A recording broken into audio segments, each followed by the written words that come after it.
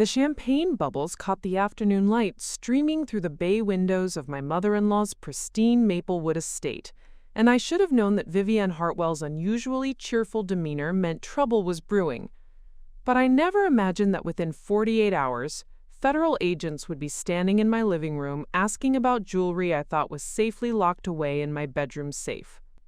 Before we jump back in, tell us where you're tuning in from, and if this story touches you, make sure you're subscribed, because tomorrow, I've saved something extra special for you. It was supposed to be a celebration. My husband Derek and I had just returned from our 2-week honeymoon in the Seychelles, sun-kissed and blissfully unaware that our absence had given his mother the perfect opportunity to execute what she'd later call a little spring cleaning project. The crystal glasses clinked as Vivienne raised a toast to new beginnings and fresh starts. Her perfectly manicured fingers wrapped around the stem with the same delicate precision she applied to everything in her meticulously ordered world. To my darling daughter-in-law Camila, she announced to the small gathering of family members scattered throughout her elegant living room, and to the wonderful changes ahead. Her smile was radiant, the kind that lit up her entire face and made her steel-gray eyes sparkle with what I mistakenly interpreted as genuine warmth. Derek squeezed my hand, his own face glowing with contentment as we sat surrounded by his family, his father Winston reading the financial pages in his leather armchair, his sister Penelope scrolling through her phone while half listening to the conversation, and various aunts and uncles making pleasant small talk about our honeymoon adventures. The afternoon had all the hallmarks of a perfect family gathering. Vivienne had prepared an elaborate spread of canapés and petits fours, arranged with the kind of artistic precision that spoke to her background in interior design. The conversation flowed easily between topics: Derek's upcoming promotion at the architectural firm, Penelope's new gallery opening in downtown Riverside Heights, Winston's latest golf tournament victory. Everything felt normal, comfortable, exactly as it should be when a new bride officially joins a well-established family. But there was something in the way Vivienne kept glancing at me, something that made me shift slightly in my seat on the cream-colored sofa. It wasn't malicious exactly, but there was a quality to her attention that felt almost anticipatory, like she was waiting for something. Her fingers kept playing with the diamond tennis bracelet on her wrist, a nervous habit I'd noticed during our first few meetings but had never seen when she was genuinely relaxed. "You know, Camila," she said suddenly, setting down her champagne flute with deliberate care, "I hope you don't mind, but I took the liberty of organizing a few things while you two were away." Her voice carried that particular tone that wealthy women of a certain generation used when they were about to justify something they'd already decided was for your own good. "Your bedroom looked so cluttered with all those boxes and containers scattered about. I thought it would be nice for you to come home to a more streamlined space." The room seemed to slow down around me, boxes and containers. My hand found Derek's automatically, though I kept my expression carefully neutral. "What kinds of boxes, Vivienne?" I asked, my voice steady despite the first flutter of concern in my chest. "Oh, you know," she waved her hand dismissively, "all those little jewelry boxes and cases taking up so much room on your dresser and in that safe." I couldn't understand why anyone needed so many trinkets and baubles, cluttering up such a beautiful bedroom. "The room looks absolutely gorgeous now, so clean and organized. You'll love what I've done with the space." The word safe hit me like a physical blow. My jewelry wasn't just scattered around the bedroom, most of it was locked away, carefully organized and cataloged in a climate-controlled environment. But I forced myself to take a slow sip of champagne, buying time while my mind raced through the implications of what she might have done. Derek, bless him, was completely oblivious to the undercurrent of tension. "That's so thoughtful of you, Mom," he said warmly, though I caught a slight furrow in his brow as he glanced at me. "Camila has quite a collection. She's really passionate about jewelry. It's almost like a hobby for her." "A hobby?" Vivienne repeated, her smile never wavering. "Yes, I could see that. All those old pieces, some of them quite tarnished and worn-looking. I couldn't understand why someone would want to keep jewelry that looked like it came from estate sales and thrift shops. She laughed lightly, the sound musical and completely at odds with the growing dread in my stomach. I mean, with Derek doing so well in his career, surely you can afford proper jewelry now. Modern pieces, from reputable jewelers, not those vintage things that looked like they belonged in a museum. Museum. The word hung in the air like a prophecy I wasn't ready to hear. Because some of my collection did belong in a museum, or had belonged in one, before circumstances I'd never discussed with my new family had brought certain pieces into my possession through channels that were completely legal but extraordinarily confidential. I set down my champagne flute and turned to face Vivienne fully, noting how her perfectly styled silver hair caught the light, how her pearl earrings complemented the soft pink of her cashmere sweater, how everything about her appearance spoke to taste and refinement and old money sensibilities. She looked like exactly what she was, a woman who had never doubted her own judgment about anything, especially not about what was valuable and what was merely sentimental clutter. "Vivienne," I said carefully, "what exactly did you do with my jewelry collection?" Her smile brightened, as if she'd been waiting for me to ask that exact question. Preparing and narrating this story took us a lot of time, so if you are enjoying it, subscribe to our channel, it means a lot to us. Now, back to the story. Vivienne's smile could have powered the entire Maplewood district as she clasped her hands together with the satisfaction of someone who just solved world hunger. "Oh, darling, I'm so glad you asked. I had the most wonderful stroke of luck while you were away." She reached for her purse, a pristine Hermes bag that probably cost more than most people's monthly rent, and pulled out a folded piece of paper with the reverent care of someone displaying a winning lottery ticket. The champagne suddenly tasted like acid in my mouth as I watched her unfold what appeared to be a receipt. "You see, there was this absolutely charming gentleman who came through the neighborhood while you were in the Seychelles," she continued, her voice bubbling with the kind of enthusiasm usually reserved for announcing engagements or pregnancies. "He had a small estate buying business, very professional, very well dressed. Bulgarian, I think, or perhaps Romanian. Lovely accent. He was going door to door in Willowbrook Estates, offering to purchase vintage items and antiques from families looking to downsize." My champagne flute trembled slightly in my hand. Willowbrook Estates was our neighborhood, 3 miles away from Vivienne's Maplewood mansion, our house, our bedroom, our safe. I happened to mention to him during our chat on my front porch that my daughter-in-law had quite an extensive collection of old jewelry that was just sitting there collecting dust, Vivienne continued, completely oblivious to the way Derek had gone very still beside me. "And do you know what that sweet man said? He said he specialized in exactly those kinds of pieces. Estate jewelry, vintage costume pieces, things that families often don't realize have any value at all." Winston looked up from his newspaper for the first time since we'd arrived, his reading glasses perched on the end of his nose. "Vivienne, please tell me you didn't let a stranger into Derek and Camilla's house while they were away." "Of course I did," she exclaimed, as if Winston had just asked whether she breathed oxygen. "I have their spare key for emergencies, and this was practically an emergency. That bedroom was so cluttered, so disorganized. You should see it now. It's absolutely pristine, like something from a magazine spread." Penelope finally looked up from her phone, her perfectly sculpted eyebrows drawing together in confusion. "Mom, you went into their house without asking? While they were on their honeymoon?" "I was doing them a favor," Vivienne said firmly, her tone taking on that particular edge that suggested she was not going to be challenged on this point.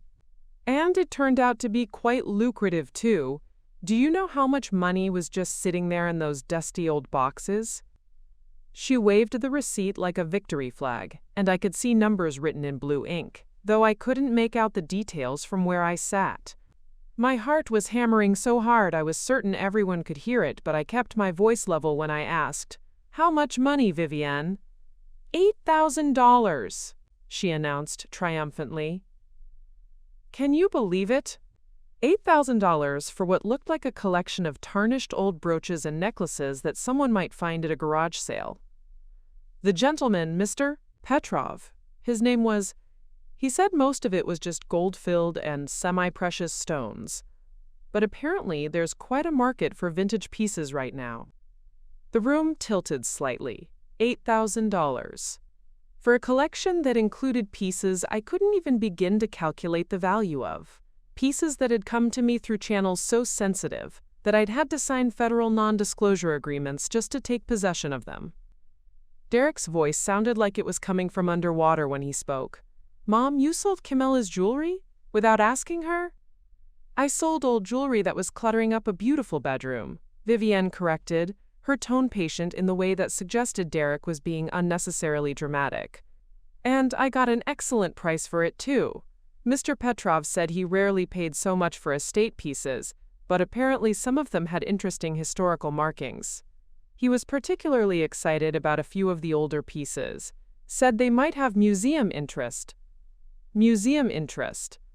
The phrase hit me like a sledgehammer. Because several pieces in my collection hadn't just had museum interest.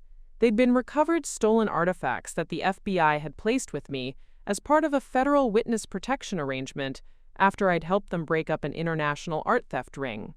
The same art theft ring that had been trafficking stolen jewelry and artifacts through networks of seemingly legitimate estate buyers and antique dealers.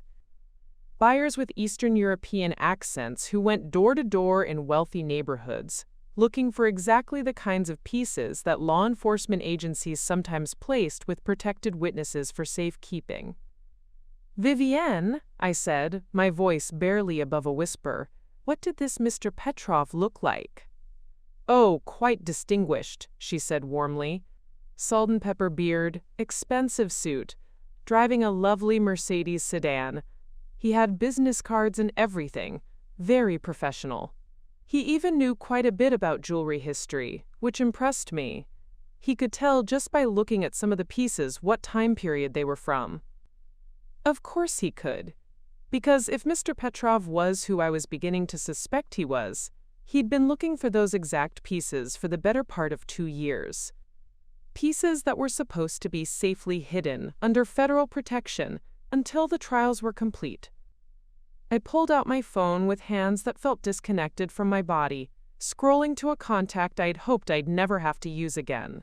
Special Agent Rodriguez had made me promise to call immediately if anything unusual happened with the jewelry collection. Anything at all. I looked up to find Vivienne beaming at me expectantly, still holding that receipt like a trophy, completely unaware that she'd just potentially compromised a federal investigation and put her entire family in danger. Vivienne, I said quietly, I need you to tell me everything you remember about Mr. Petrov, every single detail, and then I need to make a phone call. The silence that followed my request stretched like a taut wire ready to snap.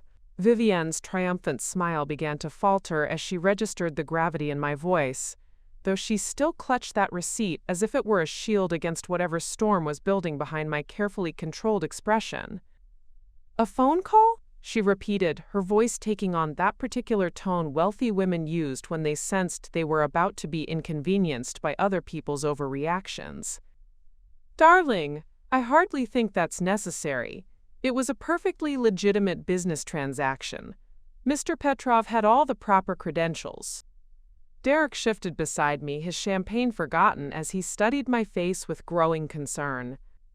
After 18 months of dating and 3 months of marriage, he'd learned to recognize when I was operating in what he privately called my crisis management mode, the same controlled calm I'd maintained during my years working as a federal art recovery specialist, before I'd supposedly retired to a quiet life in suburban Willowbrook estates.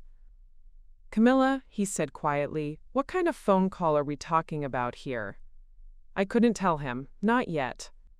Not with Vivienne hanging on every word, and the rest of the family scattered around the room like an audience waiting for the second act of a play they didn't know they were watching. The federal witness protection arrangements I'd agreed to specifically prohibited me from discussing the details of my cooperation, with anyone outside the immediate law enforcement chain of command.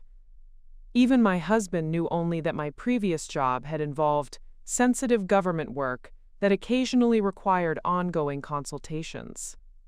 Instead, I focused on extracting every possible detail from Vivienne while I still had the chance. You said Mr. Petrov knew about jewelry history. What specifically did he say about the pieces? Well, Vivienne settled back into her chair, clearly pleased to have the conversation return to what she perceived as her moment of triumph. He was quite knowledgeable. He looked at each piece very carefully with one of those little magnifying glasses, a loupe I think he called it. Very professional.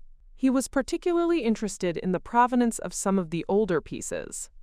My blood turned to ice water. Provenance. That wasn't a word casual estate buyers typically threw around, and it certainly wasn't something they'd discuss with suburban housewives selling what they thought was costume jewelry.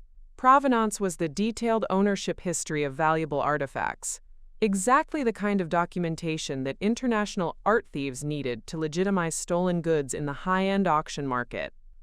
Did he ask about documentation, certificates, receipts, anything like that? I pressed, pulling out my phone and opening the voice memo app. I needed to record every detail for Special Agent Rodriguez, assuming I could reach her before this situation spiraled completely out of control.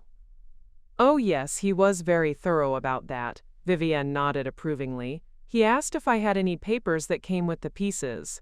I told him I'd found some old folders in your safe with photographs and documents, but they looked like insurance paperwork to me. Terribly boring stuff. He was quite interested in those, said they'd help him properly value the collection. The phone nearly slipped from my hands. The documentation in my safe hadn't been insurance paperwork. It had been federal evidence files, chain of custody reports, recovery documentation from international seizures, witness testimony transcripts. Every piece of paper that proved the jewelry in my possession had been legally recovered from criminal enterprises and was being held as evidence pending ongoing prosecutions. Documentation that, in the wrong hands, could compromise active federal investigations spanning 3 countries and potentially identify other protected witnesses who'd helped build cases against what the FBI called one of the most sophisticated art theft networks in modern history. Winston lowered his newspaper completely, his businessman's instincts apparently sensing that something significant was happening. Vivienne, exactly how much documentation did you give this man? Everything that was with the jewelry, she replied, beginning to sound slightly defensive. There were several manila folders filled with papers, technical-looking documents with official seals and signatures. I assumed they were appraisals or something similar. Mr. Petrov said they were exactly what he needed to ensure the pieces went to appropriate collectors who would value their historical significance. Appropriate collectors. My hands were shaking now as I scrolled through my contacts to find Agent Rodriguez's direct line, because I had a terrible suspicion that the appropriate collectors Mr. Petrov had in mind were the same Eastern European crime syndicate members who'd been trying to recover their stolen merchandise ever since the FBI raids 2 years ago. Penelope had gone completely pale. Mom, those weren't your documents to give away. You went through Camilla's private papers? I was trying to help. Vivienne snapped, her composure finally beginning to crack. The bedroom was a disaster. There were valuable things just sitting there unprotected, and I found a buyer who appreciated them properly. I don't understand why everyone is acting like I've committed some terrible crime. Because she had. Multiple terrible crimes, actually. Breaking and entering, theft, destruction of federal evidence, and quite possibly aiding and abetting an international criminal organization. But I couldn't explain any of that without violating about 6 different federal confidentiality agreements, and potentially putting everyone in this room in mortal danger. Derek's voice was tight when he spoke. Mom, you used our spare key to enter our house without permission, went through our personal belongings, opened our safe, and sold Camilla's property to a complete stranger. In what universe is that helping?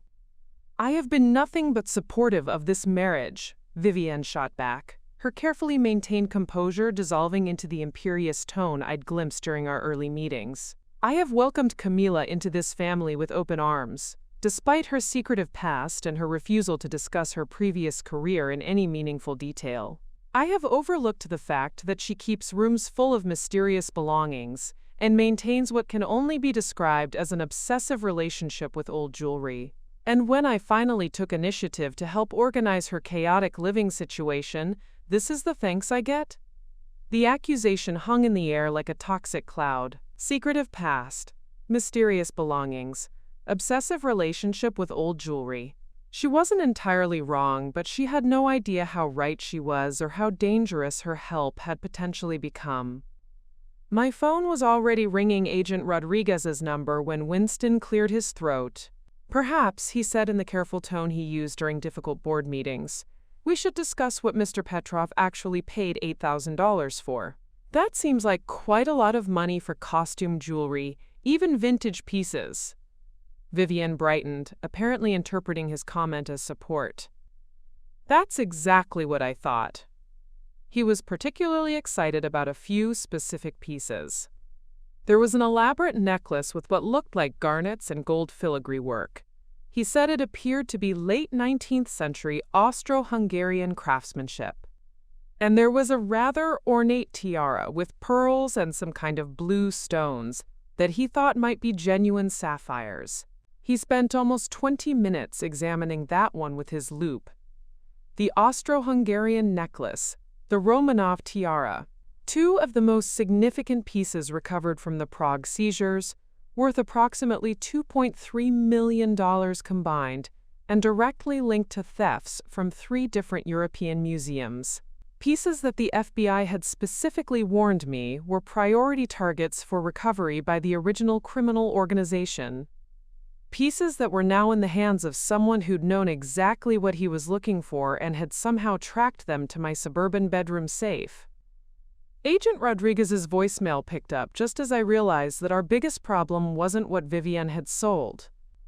It was how Mr. Petrov had known where to find it. Agent Rodriguez's voicemail message played for what felt like an eternity, while I watched my new family exchange increasingly concerned glances. The mechanical voice instructed me to leave a detailed message or contact the duty officer for emergencies. But how could I explain in a voicemail that a federal witness protection operation had potentially been compromised by my mother-in-law's spring cleaning project? "Camilla," Derek said gently, reaching for my phone as I ended the call. "You're scaring me. Who are you trying to call, and why do you look like someone just told you the house is on fire?" Before I could formulate an answer that wouldn't violate half a dozen federal confidentiality agreements, Winston stood up from his leather armchair with the decisive air of a man accustomed to taking charge of situations that were spiraling toward chaos. "Now see here," he announced, his voice carrying the same authoritative tone that had served him well during 40 years of corporate board meetings. "I think we're all overreacting to what was clearly a well-intentioned gesture.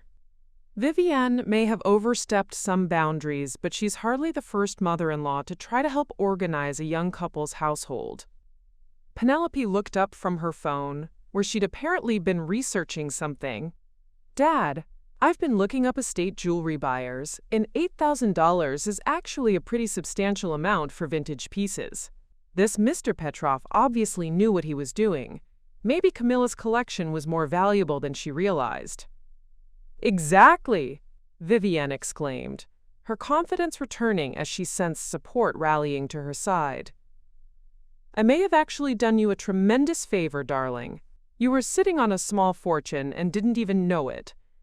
The irony was so bitter I could taste it. I'd been sitting on a small fortune, all right, along with evidence that could put some very dangerous people in federal prison for the rest of their lives.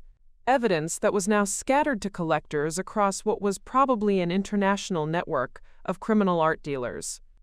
"You don't understand," I said, trying to keep the desperation out of my voice while I scrolled through my contacts for Agent Rodriguez's supervisor. "Those pieces weren't just valuable, they were what?" Winston interrupted, settling back into his chair with the patient expression of someone humoring an over-emotional young woman. "Camilla, I appreciate that you're upset about the boundary violation, and Vivienne will certainly apologize for not asking permission. But let's be practical here. You're a newlywed living in a modest suburban home, and you apparently had jewelry worth $8,000 just sitting in your bedroom. That's not exactly prudent financial management." Derek squeezed my hand, and I could see him struggling between loyalty to his mother and concern for my obvious distress. "Maybe we're missing something here. Camilla, you've never really talked much about your jewelry collection. Is there something about these pieces that we should know?" The question hung in the air like a loaded gun. Because there was so much they should know about the 2 years I'd spent working undercover with international art recovery teams, about the night in Prague when our operation had finally caught the syndicate leaders red-handed with stolen artifacts worth over $50 million, about the threats that had led to my placement in witness protection, about the careful selection of pieces that had been placed in my custody precisely because they were too distinctive for the criminals to sell through normal channels. But I couldn't tell them any of that. The federal agreements I'd signed were ironclad, and breaking them wouldn't just put me at risk. It would potentially compromise ongoing operations and endanger other protected witnesses whose identities were linked to mine through the investigation files. "The pieces have historical significance," I said carefully, pulling up the emergency contact number for the FBI field office. "They require special handling and documentation. I can't go into details, but selling them to an unauthorized dealer could have serious legal consequences." Vivienne's laugh was like crystal breaking. "Legal consequences? Darling, I sold some old jewelry to a legitimate businessman who paid fair market value. The only legal consequence here would be if we failed to report the income properly on your tax returns." "Mom's right," Derek said, though he looked increasingly uncomfortable with the direction of the conversation. "I mean, if the jewelry was stolen or something, that would be different, but you inherited most of it from your grandmother, right? That's what you told me when I asked about the safe." I had told him that. It had been the cover story suggested by the federal marshals, a recently deceased grandmother with eccentric collecting habits who'd left behind a substantial estate of vintage jewelry that needed to be preserved and cataloged. Simple, believable, and completely fabricated. The truth was that my actual grandmother had died when I was 12, leaving behind nothing more valuable than a collection of costume jewelry from QVC and a recipe box full of handwritten cookie instructions. But Derek's assumption gave Vivienne exactly the ammunition she needed to justify her actions. "You see," she said triumphantly, "family heirlooms that were gathering dust in boxes. I'm sure your grandmother would have been delighted to know they found their way to collectors who truly appreciate their historical value." Mr. Petrov was quite passionate about preserving vintage craftsmanship. Winston nodded approvingly. "And $8,000 is nothing to sneeze at, especially for a young couple just starting out. You could use that money for something practical. Furniture for your new house, perhaps, or a nice vacation." The FBI field office phone rang twice before connecting me to an automated system that required me to navigate through several layers of menu options before reaching a human being. Each recorded instruction felt like another nail in the coffin of whatever operational security had been protecting my identity and location. "This is ridiculous," Penelope said, looking up from her phone again. "Camilla, I've been reading about estate jewelry sales, and everything Mom did sounds completely normal. Professional buyers often work door-to-door in affluent neighborhoods, especially when they specialize in vintage pieces. They carry proper equipment, ask about provenance, and pay cash for items they can resell to collectors. It's a legitimate business model." "Exactly," Vivienne added, clearly feeling vindicated by her daughter's research. "And Mr. Petrov was particularly knowledgeable about European craftsmanship. He explained that pieces like yours often end up in private collections or small museums where they're properly appreciated. He said he had clients in Austria and Hungary who specifically collect jewelry from that region." Austria and Hungary. My hand tightened around the phone as I finally connected with a duty officer at the field office. Because the crime syndicate we'd been investigating had been based primarily in Vienna, with secondary operations in Budapest. If Mr. Petrov was planning to ship recovered stolen artifacts back to Austria and Hungary, it wasn't because he had legitimate collector clients waiting. It was because he was returning stolen merchandise to the criminals who'd lost it during the federal raids. FBI Duty Desk, this is Officer Martinez. How can I assist you? The family conversation continued around me as I tried to explain my situation to the duty officer without revealing classified details in front of my in-laws. Derek was asking his mother for more specifics about Mr. Petrov's business card. Winston was pontificating about the importance of proper documentation for capital gains tax purposes. Penelope was reading aloud from an article about the growing market for vintage jewelry among European collectors. And Vivienne was basking in the glow of what she still believed had been a successful business transaction, completely unaware that she'd potentially signed all our death warrants by handing over federal evidence to the same criminal organization that had spent 2 years trying to track down the witnesses who'd helped destroy their operation. Ma'am, I'm going to need you to provide your badge number and case reference before we can discuss operational details, Officer Martinez was saying, but his words seemed to be coming from very far away. Because I was staring at Vivienne's purse, where she'd tucked Mr. Petrov's business card alongside her receipt, and I could see the edge of what looked like a small electronic device that definitely hadn't been there when she'd pulled out the paperwork. A device that was blinking with a tiny red light every few seconds. A tracking device that meant Mr. Petrov hadn't just taken my jewelry and documentation. He'd also ensured that he could follow Vivienne directly to the rest of the family. My training kicked in before my conscious mind had fully processed what I was seeing. 2 years of working with federal marshals had taught me to recognize surveillance equipment, and the small device tucked behind Vivienne's business card wasn't some innocent piece of technology that had accidentally found its way into her purse. Officer Martinez, I said into the phone, keeping my voice deliberately casual while my eyes remained fixed on that blinking red light. I need to speak with Special Agent Rodriguez immediately. This is regarding Operation Nightingale, Witness Protection Case File 77 Delta 9. The conversation around me continued, as if nothing had changed. Derek was examining the receipt Vivienne had handed him.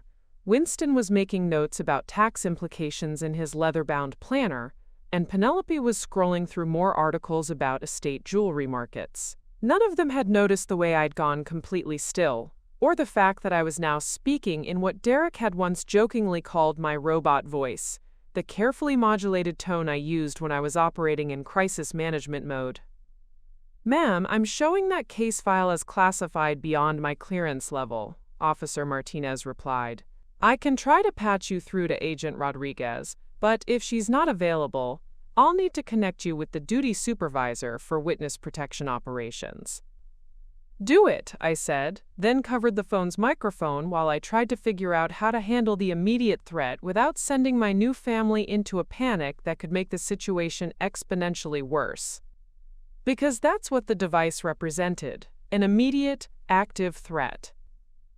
Professional surveillance equipment meant that Mr. Petrov's organization wasn't just content to walk away with the recovered stolen merchandise. They were planning something else, something that required them to track Vivienne's movements and, by extension, monitor the location and activities of everyone connected to her, including me, the federal witness, who'd helped put their colleagues in prison. Vivienne, I said carefully, setting my champagne flute down with deliberate precision, I need to see Mr. Petrov's business card again. There might be some information on it that could help me contact him directly. Of course, darling, she replied, reaching for her purse with the same enthusiasm she'd shown throughout this entire disaster. I told him he might hear from you once you returned from your honeymoon. He seemed quite interested in potentially purchasing more pieces if you have others you'd be willing to sell. More pieces. My stomach clenched as I realized that Mr. Petrov's organization probably assumed I had access to additional stolen artifacts beyond what had been placed in my personal custody. They might believe I was a fence or a corrupt federal agent, or part of a larger network of people with access to recovered stolen goods. Any of those assumptions would make me and my family significantly more valuable alive than dead, at least until they'd extracted whatever information they thought I possessed. But it also meant that this wasn't going to end with a simple theft. They were planning something much more elaborate and dangerous. "Actually, I think I might have some pieces that would interest him," I said, accepting the business card while being careful not to disturb the small device tucked behind it. The card itself was elegantly designed, with raised lettering and what appeared to be a legitimate Vienna address. European Estate Acquisitions, with Dmitry Petrov listed as Senior Acquisition Specialist. The phone in my ear crackled as Officer Martinez attempted to transfer my call. "Agent Rodriguez is currently unavailable, but I'm connecting you with Supervisor Harris from the Witness Protection Division. Please hold." Hold was not what I wanted to hear when there was active surveillance equipment 3 feet away from me, and a family full of potential hostages who had no idea they were sitting in what had effectively become a crime scene. But I forced myself to maintain the same calm demeanor while I studied Mr. Petrov's business card and tried to memorize every detail. The Vienna address was in the 1st District, an area I remembered from my undercover work as being home to several high-end galleries and auction houses that served as fronts for international art trafficking. The phone number had a legitimate Austrian country code, and there was even a small logo featuring what appeared to be a stylized crown and scepter, the kind of sophisticated branding that suggested significant investment in maintaining a legitimate-seeming operation.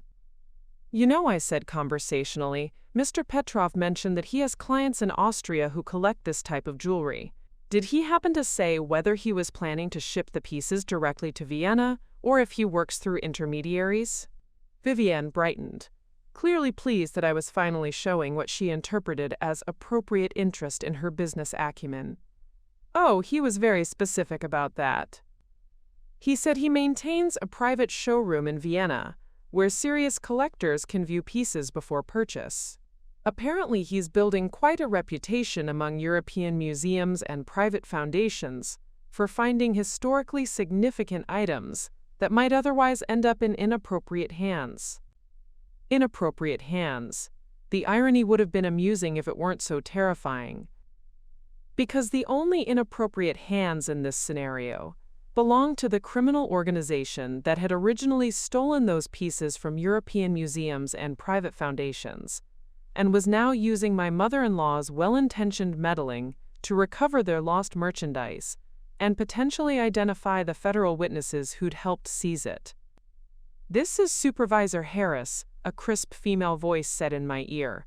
"I understand you're calling about an operational security issue related to case file 77 Delta 9. "Yes, ma'am," I replied, standing up and moving toward the bay windows where I could speak more privately while keeping an eye on Vivienne's purse. "I need to report a potential compromise of witness protection assets. The items placed in my custody have been sold to an unauthorized third party who appears to have professional connections to the original criminal organization." Derek looked up from the receipt he'd been studying. "Camilla, who are you talking to? You've been on that phone call for 10 minutes and you're starting to worry me." "Just handling some administrative details related to the jewelry," I said, covering the microphone again. "Insurance companies require immediate notification when valuable items change ownership." It wasn't entirely a lie. The federal government did have insurance policies on recovered stolen goods, and they certainly required immediate notification when those goods were compromised. But Derek's expression suggested he wasn't entirely convinced by my explanation. "Administrative details?" Winston repeated skeptically. "Young lady, you're behaving as though your mother-in-law sold state secrets instead of vintage jewelry. Surely whatever paperwork is required can wait until Monday morning." "Ma'am, I need you to provide your current location and confirm whether you believe you're in immediate physical danger," Supervisor Harris was saying. If there's been a security breach, we may need to implement emergency relocation protocols. Relocation protocols.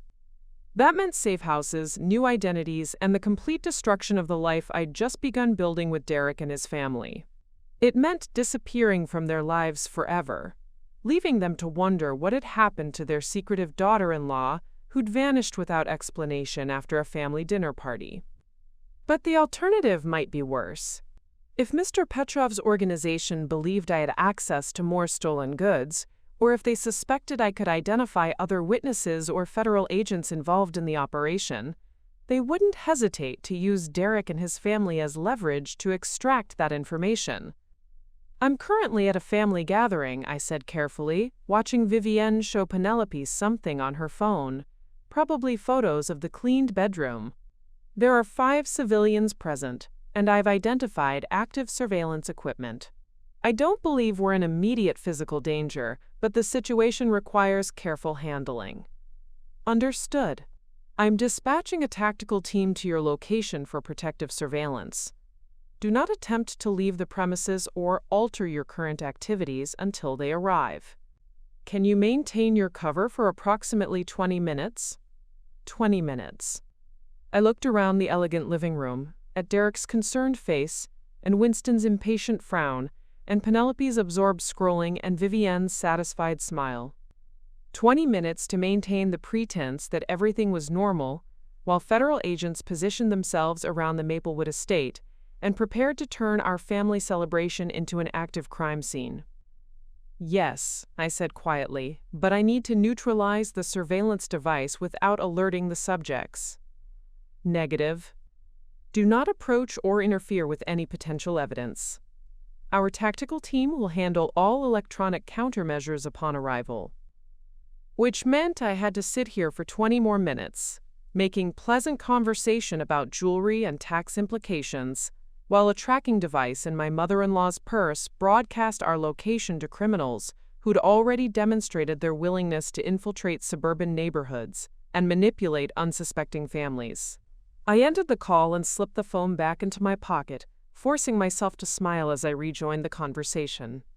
"Everything sorted out?" Derek asked. "Getting there," I replied, settling back onto the cream-colored sofa while keeping my eyes on Vivienne's purse. "Now, tell me more about this showroom in Vienna that Mr. Petrov mentioned. It sounds fascinating." The next 18 minutes passed like a carefully choreographed dance of deception. I found myself nodding and smiling at appropriate intervals, while Vivienne regaled us with additional details about Mr. Petrov's professionalism, his knowledge of European craftsmanship, and his apparent connections to what she described as, quote, "very exclusive private collectors who really understand the historical significance of vintage pieces." Each revelation made my chest tighten further, but I maintained the same calm interest I might have shown if she'd been describing a particularly successful garden party. Derek kept shooting me concerned glances, clearly sensing that something was off, but Winston and Penelope seemed genuinely engaged with the discussion of international jewelry markets and the surprising profitability of estate sales. "The most impressive thing," Vivienne continued, settling back into her chair with obvious satisfaction, "was how thorough he was about authentication. He had this wonderful portable equipment, not just the loop, but some kind of electronic device that he said could analyze metal composition and detect certain types of gemstone treatments. Very high-tech for someone working out of a Mercedes sedan. Metal composition analysis equipment, portable authentication technology." My blood pressure spiked as I realized that Mr. Petrov hadn't just been a sophisticated criminal posing as a legitimate dealer. He'd been equipped with the kind of advanced tools that suggested extensive resources and professional-level expertise, exactly what you'd expect from an international art theft syndicate with millions of dollars in recovered assets at stake. "Did he test all of the pieces?" I asked, keeping my voice carefully neutral while mentally cataloging which specific items might have revealed their true provenance under professional analysis. "Oh yes, every single one. He was particularly interested in a few pieces that showed what he called unusual manufacturing techniques, There was that elaborate necklace with the garnets. He said the gold work was consistent with late Habsburg period craftsmanship, but there were microscopic markings that suggested it had been professionally restored at some point. Vivienne beamed with pride. He was quite complimentary about the quality of the restoration work. Professional restoration. My hands clenched involuntarily as I realized she was describing the Austro-Hungarian necklace that had been damaged during the original theft and subsequently restored by FBI forensic specialists as part of the evidence preservation process. Those microscopic markings weren't signs of professional restoration. They were federal evidence tags, nearly invisible identification codes that allowed law enforcement to track recovered stolen goods through the international art market. If Mr. Petrov had recognized those markings, he didn't just know he was buying stolen merchandise. He knew he was buying federally tagged evidence from active criminal prosecutions. The doorbell's elegant chime cut through the conversation like a blade. Everyone looked toward the front hall, but I was the only one who felt my heart stop completely as I realized that 20 minutes had passed faster than I'd thought possible.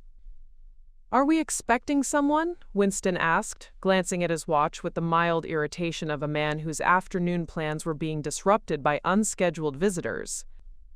"I'll get it," Vivienne said, starting to rise from her chair, but I was already on my feet. "Actually, I think that might be for me," I said, moving toward the front door with what I hoped looked like casual confidence rather than barely controlled panic. I asked someone to stop by with some additional insurance documentation. Derek stood up as well, his expression shifting from concern to confusion. "Insurance documentation? Camilla, what exactly is going on here? You've been acting strange ever since Mom mentioned selling your jewelry, and now you're expecting visitors who you didn't mention when we arrived." The doorbell chimed again, more insistently this time, and I could see through the frosted glass panels that there were multiple figures standing on the front porch. Large figures in what appeared to be dark clothing, with the kind of rigid posture that suggested law enforcement training. "Camilla," Winston said sharply, his businessman's instincts finally kicking in as he registered the tension in my voice and Derek's growing alarm. "I think you need to explain what's happening here. This is starting to feel like something more serious than an insurance claim." I reached for the door handle, knowing that the moment I opened it, everything would change. There would be no more cover stories about grandmother's jewelry, or insurance paperwork, or administrative phone calls. The federal agents standing on Vivienne's front porch would identify themselves, and my carefully constructed suburban life would collapse like a house of cards in a windstorm. "You're right," I said quietly, my hand hovering over the brass door handle. "It is something more serious than an insurance claim." I opened the door to reveal 3 individuals who looked like they'd stepped out of a federal law enforcement training manual. Special Agent Rodriguez, whom I recognized despite not having seen her in over a year, stood flanked by 2 tactical officers in Kevlar vests, with FBI stenciled across their chests in bold white letters. "Mrs. Hartwell," Agent Rodriguez said, her voice carrying the kind of professional authority that made civilians instinctively step back. "I'm Special Agent Rodriguez, with the Federal Bureau of Investigation. We need to speak with you immediately regarding some items that were sold from this address earlier today." The silence behind me was deafening. I turned to see my new family frozen in a tableau of shock and confusion. Derek with his mouth slightly open, Winston gripping the arms of his leather chair, Penelope staring at her phone as if it might provide some explanation for why FBI agents were suddenly standing in her mother's foyer, and Vivienne, looking like someone had just informed her that gravity had stopped working. "FBI," Derek's voice cracked slightly on the acronym. "Camilla, why are FBI agents asking about your jewelry?" Agent Rodriguez stepped into the foyer, followed by the 2 tactical officers who immediately began surveying the room with the kind of professional assessment that suggested they were cataloging potential threats and escape routes. "Ma'am, we're going to need everyone to remain calm and stay exactly where you are while we secure the premises." "Secure the premises?" Vivienne's voice rose to a pitch that suggested she was beginning to hyperventilate. "What do you mean, secure the premises? This is my home." "Mrs. Hartwell, I understand this is confusing," Agent Rodriguez said, her tone shifting to something slightly more reassuring while maintaining complete authority.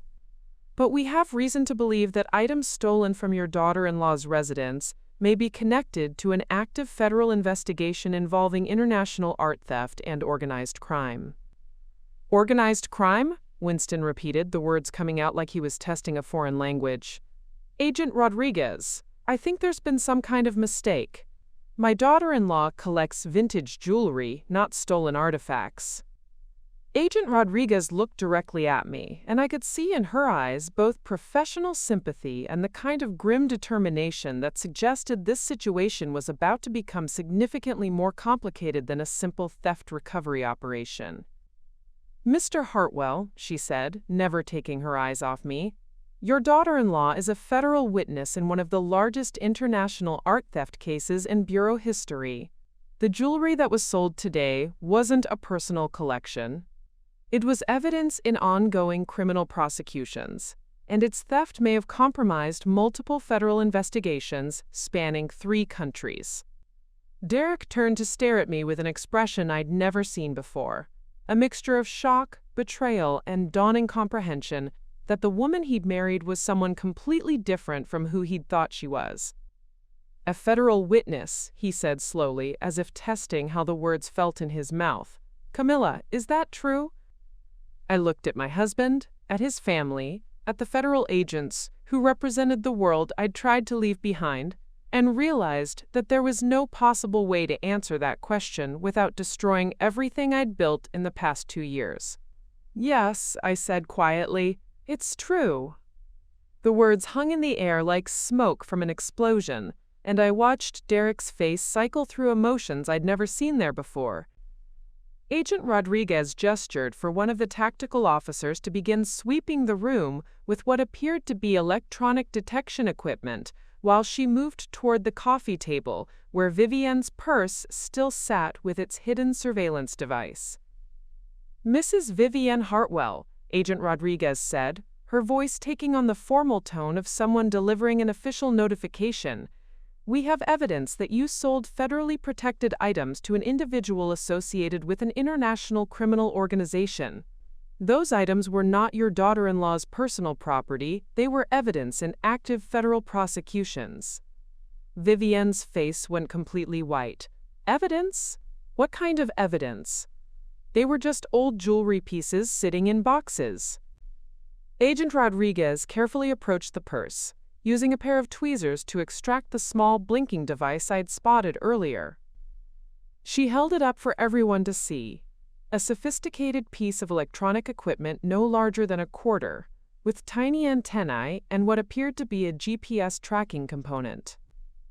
"This tracking device was placed in your purse by the individual you know as Dmitry Petrov," she explained, dropping it into an evidence bag. "His real name is Alexander Volkov, and he's a senior operative for the Moravec Syndicate, the same criminal organization your daughter-in-law helped us dismantle 2 years ago."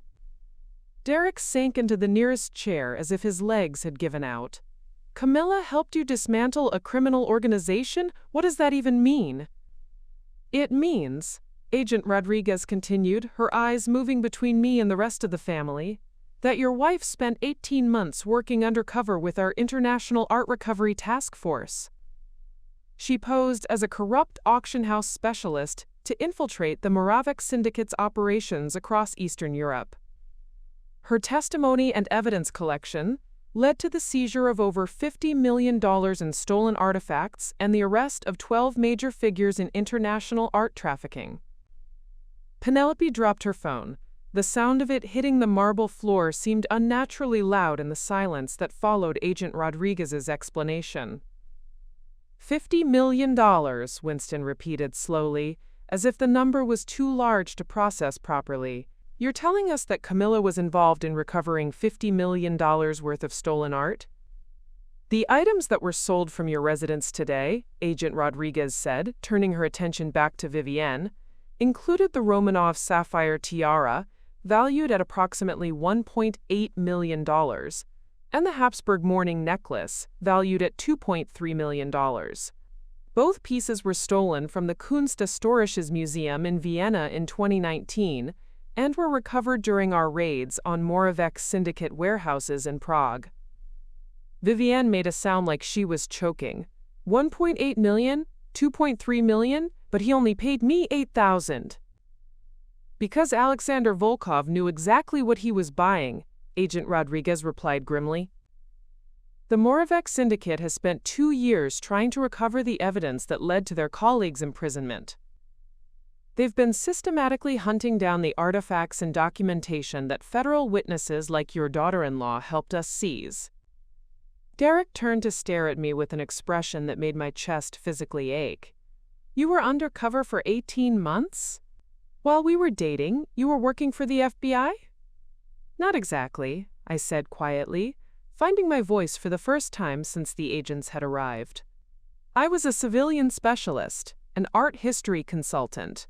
But the undercover work? Yes, that started before I met you.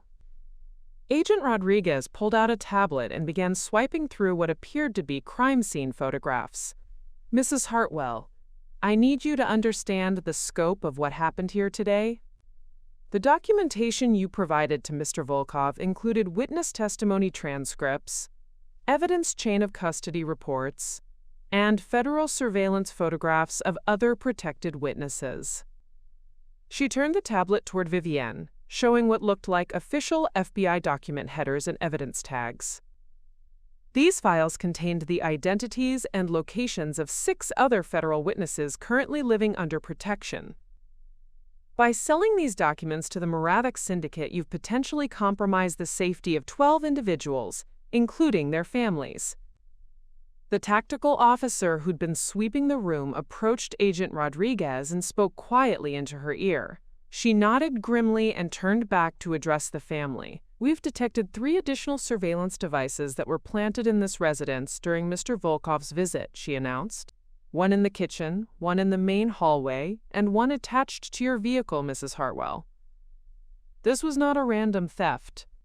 This was a sophisticated intelligence-gathering operation designed to monitor your family's activities and potentially identify additional targets. Derek's hands were shaking as he reached for his water glass. Targets? What kind of targets? Your wife, Agent Rodriguez said bluntly. The Moravec syndicate wants to recover all of the evidence that led to their leader's imprisonment, and they want to neutralize the witnesses who testified against them. Today's theft was the first phase of what we believe is a planned kidnapping and interrogation operation. Winston stood up abruptly, his businessman's composure finally cracking completely. Kidnapping? Are you saying my family is in danger because of jewelry that was supposed to be safely locked away? The jewelry was safely locked away, Agent Rodriguez replied. It was in federal protective custody, stored in your daughter-in-law's residence as part of an ongoing witness protection arrangement. The safety protocols were compromised when Mrs. Hartwell gained unauthorized access to the evidence storage and sold it to a known criminal operative. Vivienne burst into tears. I didn't know. How could I have possibly known that old jewelry was federal evidence? She never told us anything about working with the FBI. Because she wasn't allowed to, Agent Rodriguez said, her tone softening slightly. Federal witnesses in ongoing prosecutions are required to maintain operational security. Discussing the details of their cooperation with unauthorized individuals could compromise active investigations and endanger other witnesses. Derek looked at me with something that might have been understanding beginning to dawn in his eyes. That's why you never talked about your previous job. That's why you always changed the subject when my family asked about your background. The cover story about inherited jewelry from your grandmother was provided by the U.S. Marshals Service, Agent Rodriguez confirmed. It was designed to explain the presence of valuable items in your residence without revealing their true significance or origin. Penelope picked up her phone from the floor with trembling hands. What happens now? Are we all going to be arrested? Are we in witness protection too? Agent Rodriguez exchanged glances with her tactical officers before responding. Mrs. Hartwell will need to be interviewed extensively about her contact with Mr. Volkov, and any information she may have inadvertently provided about your daughter-in-law's living arrangements or daily routines. The rest of you will be placed under protective surveillance until we can assess the threat level and determine whether the syndicate views you as potential assets or obstacles. Protective surveillance, Derek repeated numbly. You mean we can't go home? Your home is currently being processed as a crime scene, Agent Rodriguez replied. Our forensics team is collecting evidence and sweeping for additional surveillance devices. Depending on what we find, you may need to relocate temporarily while we neutralize the threat. I looked around the room at the faces of people who'd welcomed me into their family just 3 months ago. Winston's shock and anger, Penelope's fear and confusion, Vivienne's guilt and horror, and Derek's expression of betrayal and dawning realization that the woman he'd married had brought danger directly into his family's lives. The items that were sold today, Agent Rodriguez continued, consulting her tablet again, also included the St. Petersburg diamond brooch, valued at $850,000, the Fabergé mourning locket, valued at $1.2 million, and approximately 37 additional pieces with a combined value of over $12 million. Vivienne's sobbing intensified. $12 million. Oh my God, $12 million for 8,000. The monetary value is actually the least of our concerns, Agent Rodriguez said grimly. The real damage is that the Moravec syndicate now has possession of evidence that could allow them to identify and target the other witnesses who helped build our cases against them. Cases that are still ongoing, with trials scheduled to begin next month. She closed her tablet and looked directly at me. Camila, I need you to understand that your witness protection status has been completely compromised. We're going to have to discuss emergency relocation options for you and potentially for your husband as well. Derek's head snapped up. Relocation? What does that mean? New identities, Agent Rodriguez replied. New location, new backgrounds, new lives.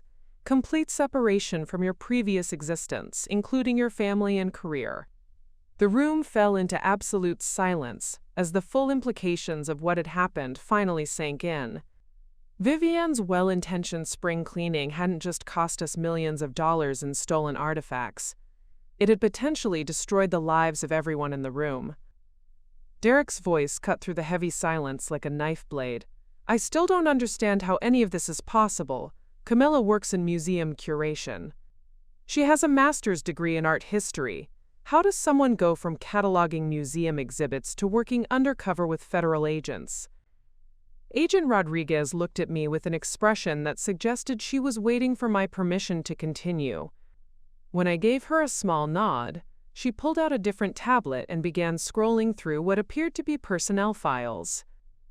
Your wife doesn't just work in museum curation, Mr. Hartwell, she said, her voice taking on the tone of someone delivering a briefing to senior officials. Dr. Camila Santos holds a PhD in art history from Yale University, with dual specializations in Eastern European decorative arts and forensic authentication techniques. She also has a master's certificate in criminal justice with a focus on international art trafficking patterns. Derek turned to stare at me as if I'd just sprouted additional limbs. Dr. Santos, your name isn't even Hartwell? Santos is my professional name, I said quietly, the words feeling strange after 2 years of living as Camilla Hartwell. I kept my original surname for academic publications and consulting work. Agent Rodriguez continued consulting her files. Dr. Santos is considered one of the world's leading experts on Habsburg-era jewelry and decorative arts. She's published 43 peer-reviewed papers on authentication techniques for stolen cultural artifacts. Her doctoral dissertation on the identification of looted Nazi gold jewelry has been cited in over 200 academic papers, and is considered the definitive work in the field. Winston sat down heavily, his face cycling between shock and what might have been grudging respect. 43 academic papers? Nazi gold jewelry research? Camilla, why didn't you ever mention any of this? Because, Agent Rodriguez answered before I could respond, Dr. Santos was specifically recruited by the FBI's art crime team in 2021 after her research helped identify a network of auction houses that were unknowingly selling artifacts looted from Jewish families during World War II. Her academic work had inadvertently exposed one of the largest art laundering operations in modern history. Penelope looked up from her phone, where she appeared to be frantically Googling something. "Mom, I'm looking at Yale University's faculty directory. There's a Dr. Camila Santos listed as an adjunct professor in their art history department. It says she's an expert consultant for the FBI, Interpol, and the UNESCO Art Recovery Program." "Interpol," Vivienne whispered, her tears momentarily stopping as the scope of what she didn't know about me began to sink in. "You work with Interpol?" Agent Rodriguez turned her tablet around to show the family what appeared to be my official federal consultant identification, complete with security clearances and commendation letters from multiple international law enforcement agencies. Dr. Santos has been instrumental in recovering over $200 million worth of stolen cultural artifacts during her 5-year consulting relationship with federal law enforcement. She speaks 6 languages, holds security clearances in 4 countries, and has testified as an expert witness in 17 international criminal cases. Derek's hands were shaking as he reached for his water glass again.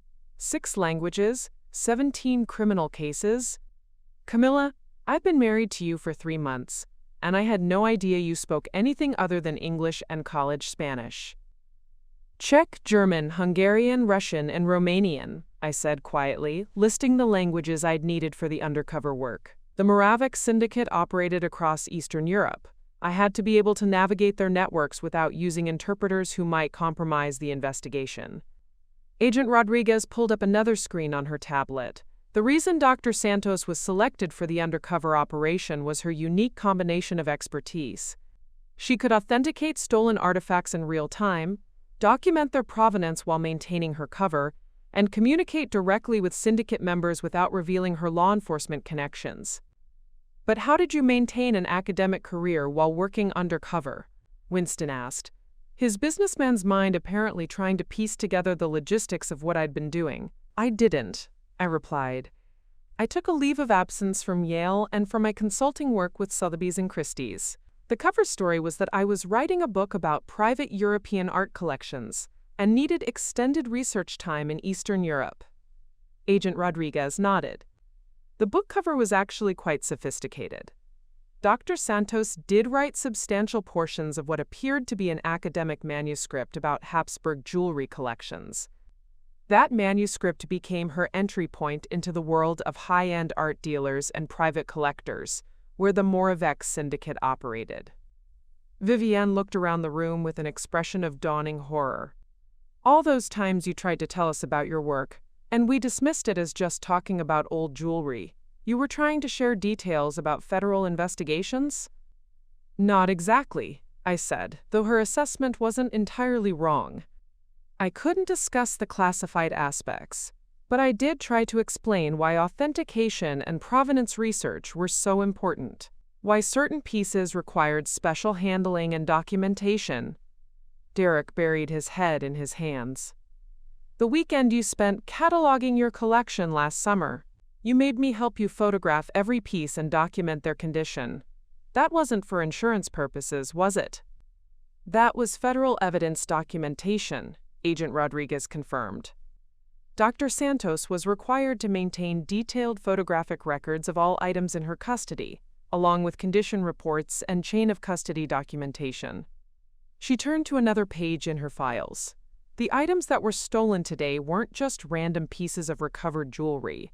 They were specifically selected for placement in Dr. Santos's custody because of her expertise in their authentication and historical significance. The Romanov sapphire tiara, for example, required someone with her specific knowledge of Russian imperial jewelry manufacturing techniques to properly document its authenticity. Penelope was still scrolling through search results on her phone. "There's an article here from the International Journal of Cultural Property about jewelry authentication techniques." Dr. Camila Santos is listed as the lead author, and it's about developing new methods for identifying stolen Imperial Russian artifacts. That paper, Agent Rodriguez said, was actually based on Dr. Santos's analysis of the very pieces that were stolen from your residence today. Her academic research and her federal consulting work were completely integrated during the investigation. Derek looked up at me with an expression I couldn't quite read. The conference you attended last month in Washington, the one about museum security protocols, that wasn't really about museum security, was it? It was a briefing about ongoing threats to federal witnesses, I admitted. There had been intelligence suggesting that the Moravec Syndicate was actively searching for the artifacts and the people who'd helped recover them. Agent Rodriguez consulted her notes again. Dr. Santos attended that briefing specifically because we'd intercepted communications suggesting that syndicate operatives were planning to target suburban neighborhoods where they believed federal witnesses might be living under assumed identities. Winston's face had gone gray. They were specifically looking for people like Camila in neighborhoods like ours. The Willowbrook Estates area was identified as a potential target zone because of its demographics, Agent Rodriguez confirmed. Affluent suburban communities where federal witnesses could blend in with other professionals and maintain cover stories about inherited wealth or successful careers. Vivienne's voice was barely audible when she spoke. When Mr. Volkov came to my door, he wasn't just a random estate buyer making neighborhood rounds. He was specifically looking for Camila. We believe he was conducting surveillance on multiple residences in your area, Agent Rodriguez replied. Your decision to invite him into your daughter-in-law's home and provide him with access to federal evidence likely saved him months of investigation time. Derek stood up abruptly and began pacing the length of the living room. So everything about our relationship, our marriage, our life together, it was all built on a lie. No, I said firmly, speaking directly to my husband for the first time since the agents had arrived. My feelings for you, our relationship, our marriage, none of that was false. The federal work was ending. I was supposed to be transitioning back to academic life. The witness protection arrangement was meant to be temporary, just until the trials were completed. Agent Rodriguez cleared her throat. Dr. Santos's cooperation with federal law enforcement was scheduled to conclude next month after the final prosecutions. She was planning to return to her position at Yale and resume her consulting work with major auction houses. Was planning, Derek repeated, his voice hollow. But that's not possible now. The compromise of her witness protection status means that Dr. Santos and potentially her immediate family members are now permanent targets of the Moravec Syndicate, Agent Rodriguez said grimly. The temporary arrangement has become a permanent security situation. I looked around the room at the faces of people who'd thought they knew me, who'd welcomed me into their family, who'd planned to build a future with someone they believed was a quiet museum curator with an interesting hobby. Instead, they'd discovered they were connected to an international federal investigation that had just put all of their lives in danger. Agent Rodriguez's radio crackled to life, interrupting the heavy silence that had settled over the room. The voice that emerged was terse and professional, but I could hear the urgency beneath the controlled tone. Agent Rodriguez, this is Command Center. We have confirmation that the stolen items have already crossed international borders. Customs flagged a diplomatic pouch that departed Dulles International approximately 4 hours ago, destination Vienna. The pouch was flagged because it contained items matching the descriptions from your evidence list. My stomach dropped through the floor. 4 hours ago would have been shortly after Vivienne had completed her transaction with Alexander Volkov. The Moravec Syndicate hadn't just stolen federal evidence. They'd immediately initiated protocols to move it out of U.S. jurisdiction, where it would be exponentially more difficult to recover. Agent Rodriguez keyed her radio. Command, do we have any ability to intercept that diplomatic pouch? Negative. The pouch originated from the Austrian consulate and carries full diplomatic immunity. We've contacted our liaison at the Vienna field office, but without an active extradition treaty for cultural property crimes, our options are severely limited.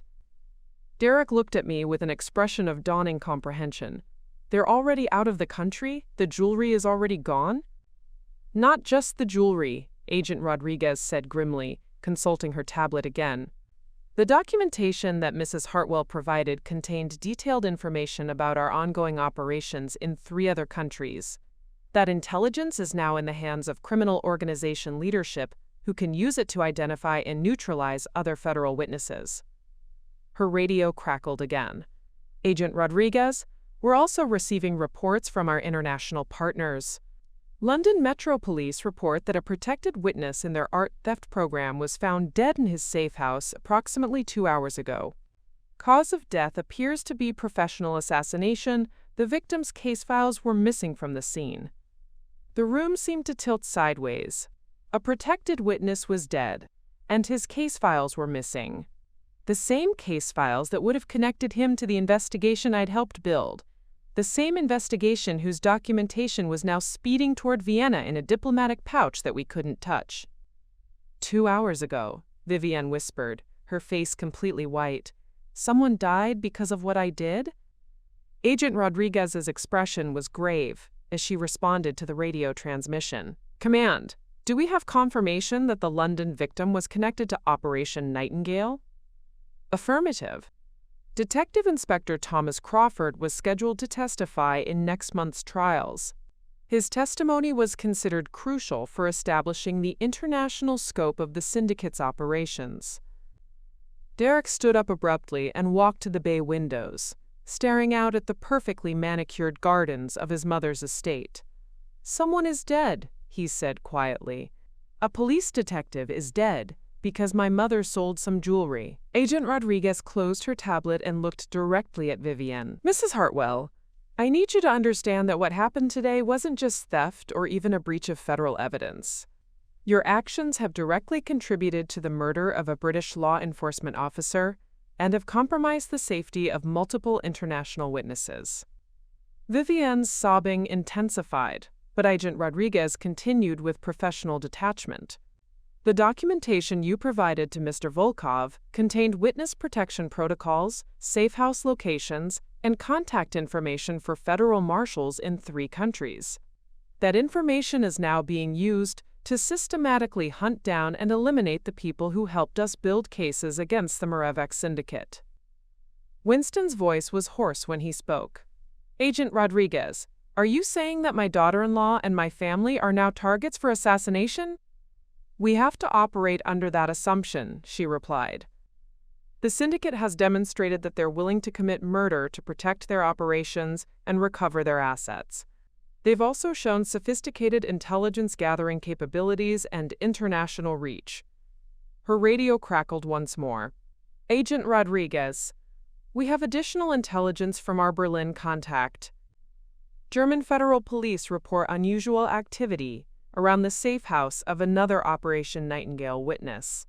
They're initiating immediate relocation protocols, but the witness has been out of contact for the past 6 hours.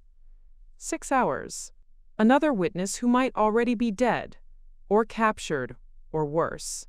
I thought about the other people who'd risked their lives to help build the cases against the Maplewood syndicate. Art dealers who'd provided inside information, museum curators who'd helped identify stolen pieces, auction house specialists who'd documented provenance fraud, people who'd trusted that federal protection would keep them safe until the trials were complete, people who were now being hunted because of information that had been sitting in my bedroom safe until this morning. Agent Rodriguez, I said, my voice sounding strange and distant to my own ears. How many other witnesses are at risk? She consulted her tablet again, scrolling through what appeared to be a lengthy list. Operation Nightingale involved testimonial cooperation from 23 individuals across 6 countries. The documentation that was stolen contained identifying information for 19 of those individuals. 23 people. 19 of them now exposed to a criminal organization that had already demonstrated its willingness to commit murder to protect itself. Penelope looked up from her phone, where she'd apparently been following news reports. There's something happening in Prague, too. Czech police are reporting a break-in at a federal evidence storage facility. Several people were injured, and they're saying that critical evidence in an upcoming international criminal trial may have been compromised. Agent Rodriguez's radio immediately crackled to life. Agent Rodriguez, we can confirm that the Prague facility breach was conducted by Moravec syndicate operatives. They used information from the stolen documentation to identify the location where additional evidence was being stored. The facility custodian is in critical condition, and approximately 40% of our physical evidence for the upcoming trials has been destroyed or stolen. Derek turned away from the window, his face ashen. This is happening right now. While we're sitting here talking, people are dying and evidence is being destroyed because of what happened in our bedroom this morning. The syndicate is moving quickly to capitalize on the intelligence they obtained, Agent Rodriguez confirmed. They understand that they have a limited window of opportunity before we can implement new security protocols and relocate our remaining witnesses. Winston stood up, his business executive instincts apparently kicking in. What can we do to stop this? There must be something we can do to help fix what's been set in motion. Agent Rodriguez shook her head. The damage has already been done. The evidence is gone, the witnesses are exposed, and the trials scheduled for next month will likely have to be postponed indefinitely, while we assess what cases can still be prosecuted with the remaining evidence. She turned to look directly at me. Dr. Santos, I have to inform you that your testimony may now be the only remaining evidence that can secure convictions against the syndicate leadership. Every other witness is either dead, missing, or compromised. The weight of that responsibility settled on my shoulders like a lead blanket. Everything we'd worked for, all the risks that so many people had taken, all the evidence that had been painstakingly gathered over 2 years, it all came down to my testimony now. Testimony that I could only give if I survived long enough to make it to a courtroom. Which brings us to our immediate problem, Agent Rodriguez continued. The Moravec syndicate now knows your exact location, your daily routines, your family connections, and your federal protection arrangements. They have the resources and motivation to eliminate you before the trials begin, and they've proven that they're willing to kill innocent people to achieve their objectives. Derek walked back toward the group, his movements mechanical. When you say eliminate, you mean murder. You're talking about murdering my wife. I'm talking about a criminal organization that has already murdered a British police detective and critically injured a Czech federal agent in the past 6 hours, Agent Rodriguez replied. An organization that now has every piece of information they need to plan and execute an operation against your family. Her radio crackled one final time. Agent Rodriguez, this is command. We've just received intelligence that a private jet registered to a known Moravec syndicate shell company departed Vienna approximately 1 hour ago. Flight plan shows destination as Dulles International, with an estimated arrival time of 0300 hours tomorrow morning. Agent Rodriguez looked around the room at our faces. The shock, the fear, the dawning realization that this wasn't going to be resolved with apologies or insurance claims or family discussions about boundaries and respect. They're coming, she said quietly. The people responsible for today's murders and evidence theft are flying to Washington tonight, and they know exactly where to find you. The silence that followed Agent Rodriguez's final radio transmission felt like the silence after a bomb detonates.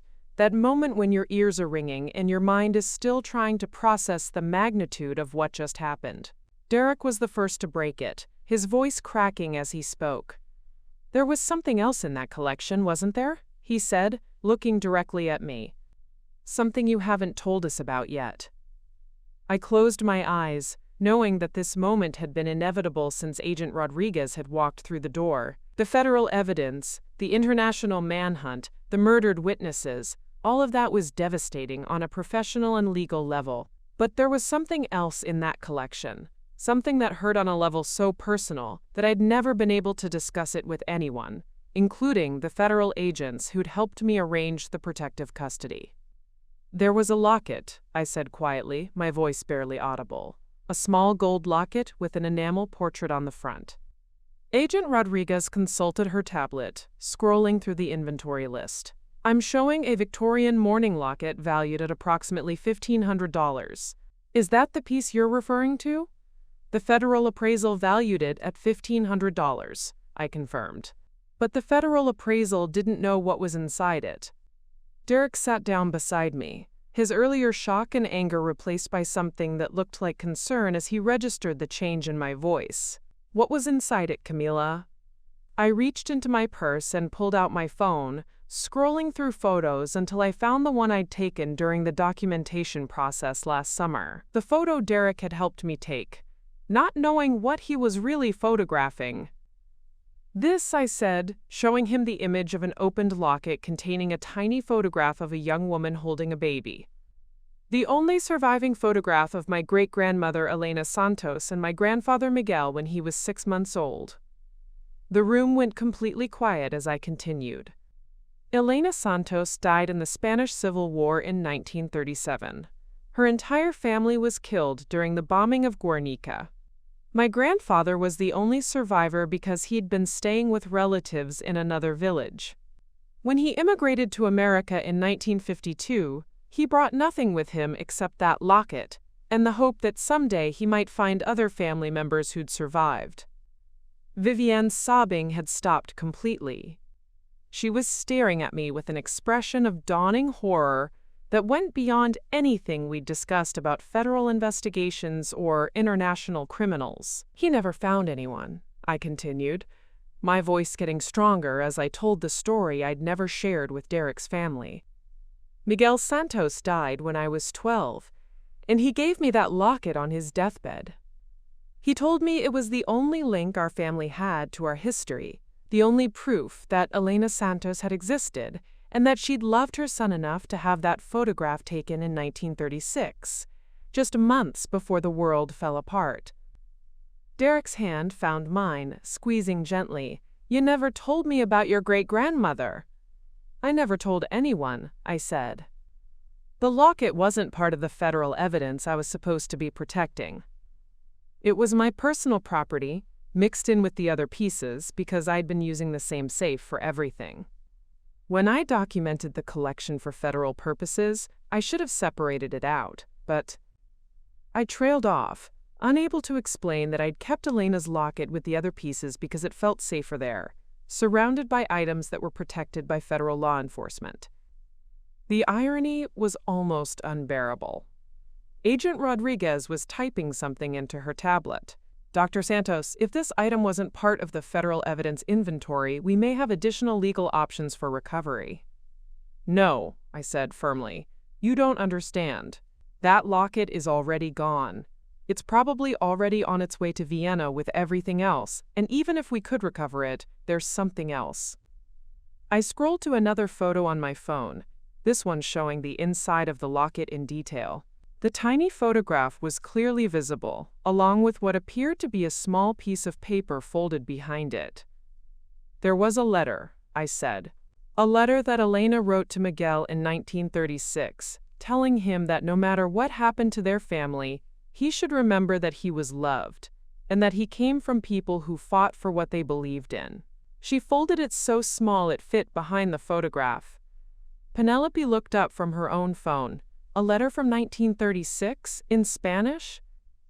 In Basque, I corrected. Elena Santos was Basque, from a village outside Bilbao. The letter was written in Euskera, which was banned under Franco's regime. Finding documents in Euskera from that period is incredibly rare, because most of them were destroyed. Winston leaned forward in his chair.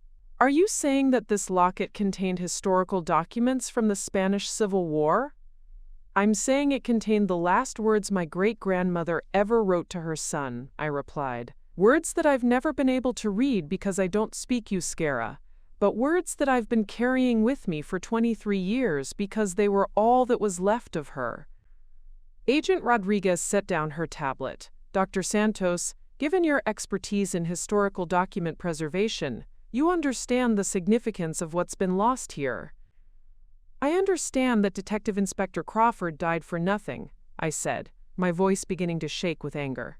I understand that witnesses are being murdered, and evidence is being destroyed, and international criminals are flying to Washington to kill my family.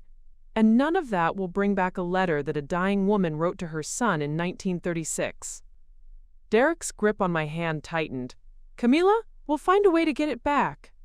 No, we won't, I said flatly. Even if we miraculously recover every piece of stolen jewelry, even if we capture every member of the Moravec syndicate, even if we somehow manage to survive what's coming tomorrow morning, that letter is gone forever. I looked around the room at the faces of people who were just beginning to understand the true scope of what had been lost. The federal evidence has monetary value and legal significance, but it can be replaced. Other artifacts can be recovered. Other witnesses can provide testimony. Other criminals can be prosecuted. But Elena Santos only wrote one letter to her son, and now it's in the hands of people who will probably destroy it without ever knowing what it was. Vivienne's voice was barely a whisper. I had no idea. When I saw the locket, it looked like junk, I finished for her. It looked like a $1,500 piece of Victorian morning jewelry that was cluttering up a bedroom. Because that's all it was to anyone who didn't know the story behind it. Agent Rodriguez cleared her throat. Dr. Santos, I need to ask whether there were any other personal items mixed in with the federal evidence. Does it matter? I asked. They're all gone. The Austro-Hungarian necklace that took 18 months of undercover work to recover, the Romanov tiara that cost Detective Inspector Crawford his life, and the only photograph of my great-grandmother that ever existed. They're all in the same diplomatic pouch heading to Vienna. Derek stood up and began pacing again. There has to be something we can do. Some way to make this right. The only way to make this right, Agent Rodriguez said grimly, is to keep you alive long enough to testify against the people who killed Detective Crawford and the other witnesses. But even if we succeed, even if we manage to convict every member of the Moravec syndicate leadership, it won't bring back the dead witnesses or recover the personal items that can never be replaced. I thought about Miguel Santos, dying in a hospital bed in 1985, pressing that locket into my 12-year-old hands and telling me to keep his mother's memory alive. I thought about Elena Santos, writing what she must have known might be her final words to her son, folding them small enough to fit behind a photograph that she hoped would help him remember her face. I thought about Detective Inspector Thomas Crawford, who died this afternoon in a London safe house while protecting evidence that was now being used to hunt down the remaining witnesses. And I thought about Vivienne, whose well-intentioned spring cleaning had set in motion a chain of events that would probably end with all of us dead before the sun rose tomorrow. The worst part, I said quietly, is that I can never get angry at you for this, because you didn't know what those pieces meant and I never tried to tell you. I just let you think they were old jewelry that I was too sentimental to get rid of. Vivienne looked at me through her tears. Would it have mattered if you'd told me? If you'd explained about the federal evidence and the family history? I thought about it for a long moment. I don't know, I said honestly. Maybe. Or maybe you would have thought I was making it up to justify keeping clutter in my bedroom. We'll never know now. Because some things, once lost, could never be recovered. Some stories, once ended, could never be continued, and some mistakes, once made, could never be undone. Agent Rodriguez stood up from her chair with the decisive movement of someone who'd heard enough discussion and was ready to implement action. I need everyone to listen very carefully to what I'm about to tell you, because your lives depend on understanding and following these instructions exactly. She gestured to the two tactical officers, who immediately began moving through the room with professional efficiency, checking windows and sight lines while speaking quietly into their radio headsets. In approximately 8 hours, a plane full of international criminals who specialize in witness elimination will land at Dulles Airport. Those criminals have your address, your daily routines, your vehicle information, and detailed knowledge of your family connections. They also have sophisticated surveillance equipment and unlimited financial resources. Derek moved closer to me, his earlier shock now replaced by the kind of focused attention that suggested he was finally grasping the immediate physical danger we were facing. What do we do? You disappear, Agent Rodriguez replied bluntly. All of you. Tonight. Within the next 30 minutes, you'll be transported to separate safe houses, where you'll remain under federal protection until we can neutralize the threat or relocate you permanently. Winston's businessman instincts kicked in immediately. Separate safe houses? Why can't we stay together as a family? Because keeping you together creates a single high-value target that would be easier for the syndicate to locate and attack, Agent Rodriguez explained. Separating you forces them to divide their resources and increases the likelihood that at least some of you will survive if they manage to breach one location. The casual way she said, "at least some of you will survive," hit the room like a physical blow. Penelope dropped her phone again, the sound echoing in the sudden silence. "Agent Rodriguez," I said, my voice steadier than I expected. "What about accountability for what happened here today? Vivienne accessed federal evidence without authorization, compromised witness protection protocols, and directly contributed to the death of Detective Inspector Crawford." Vivienne's face went white, but Agent Rodriguez nodded approvingly. "Dr. Santos raises an important point. Mrs. Hartwell, you are currently facing potential federal charges, including obstruction of justice, interfering with a federal investigation, and accessory to murder in an international terrorism case." "Accessory to murder?" Derek stepped forward protectively. "Agent Rodriguez, my mother made a mistake, but she didn't intentionally help anyone commit murder." "Intent is irrelevant when dealing with classified federal evidence," Agent Rodriguez replied. "Mrs. Hartwell's actions directly enabled the syndicate to locate and assassinate Detective Inspector Crawford. Under federal law, that makes her legally culpable for his death, regardless of her intentions." Winston stood up from his chair, his face flushed with anger. "This is absurd. You people involved my daughter-in-law in some dangerous international operation without informing her family. You stored criminal evidence in her bedroom without proper security. And now you want to arrest my wife for trying to help organize their house."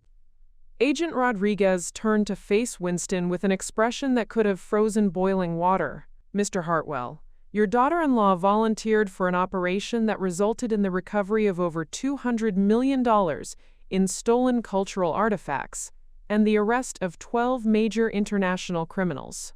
She risked her life for 2 years to help law enforcement protect museums, auction houses, and private collectors from systematic theft."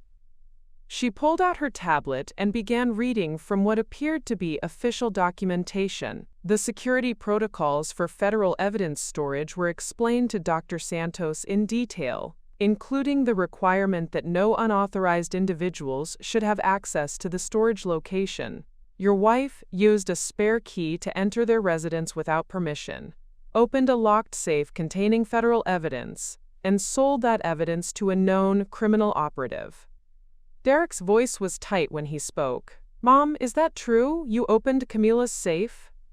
Vivienne's tears had started again, but she nodded miserably. "The safe was in the bedroom closet, and it wasn't properly locked. I thought it was just more jewelry storage. I didn't know there were supposed to be security protocols." "The safe was equipped with biometric locks that were designed to prevent unauthorized access," Agent Rodriguez said, consulting her notes. "The only way to open it without proper authorization was to use the emergency override code that Dr. Santos had provided to federal marshals for witness protection purposes."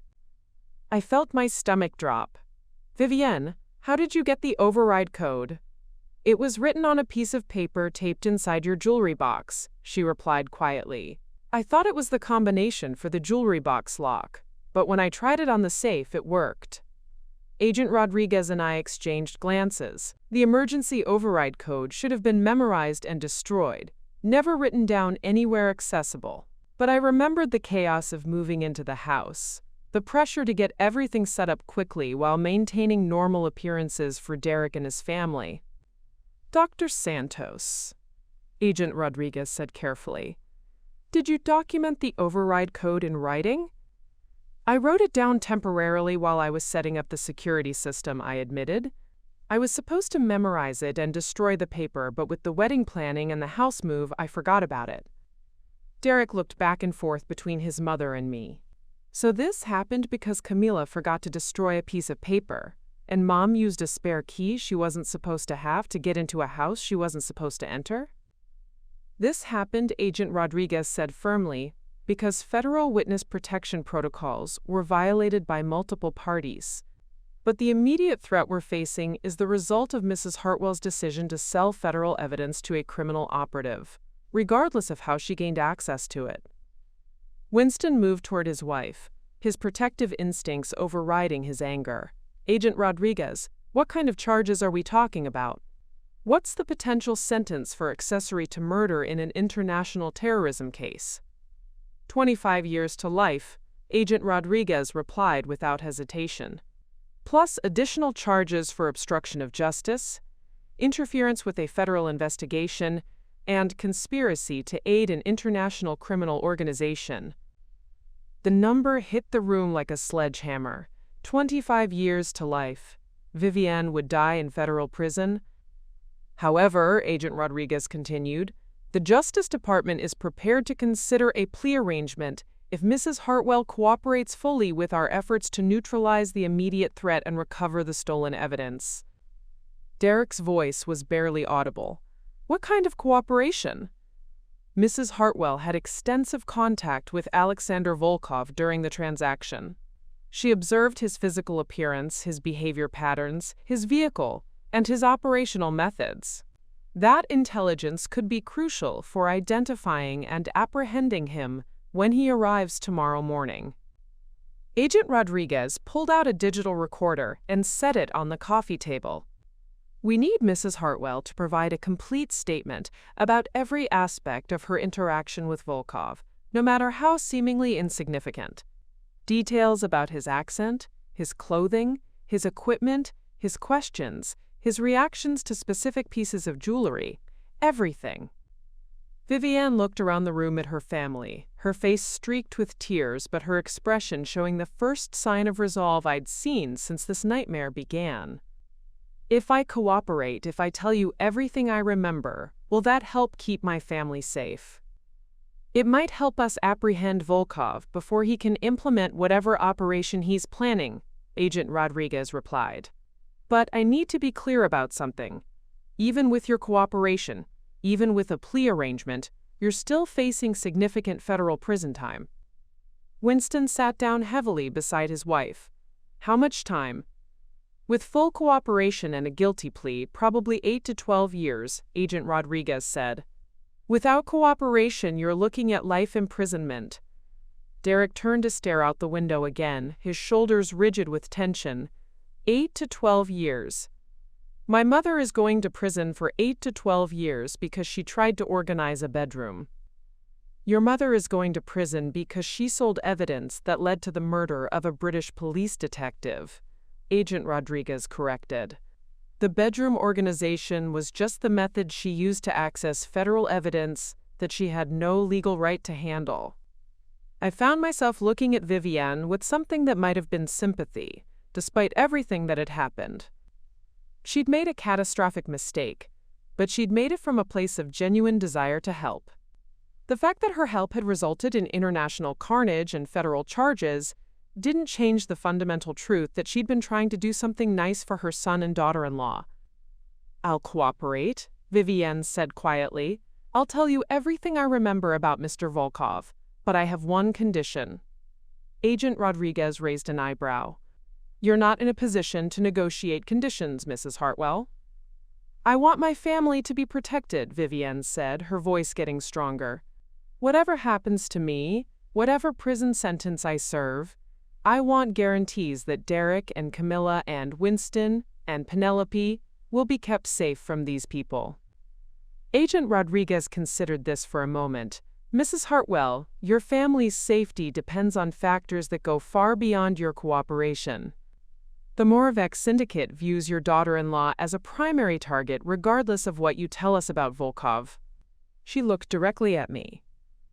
Dr. Santos, you need to understand that your witness protection status has been permanently compromised.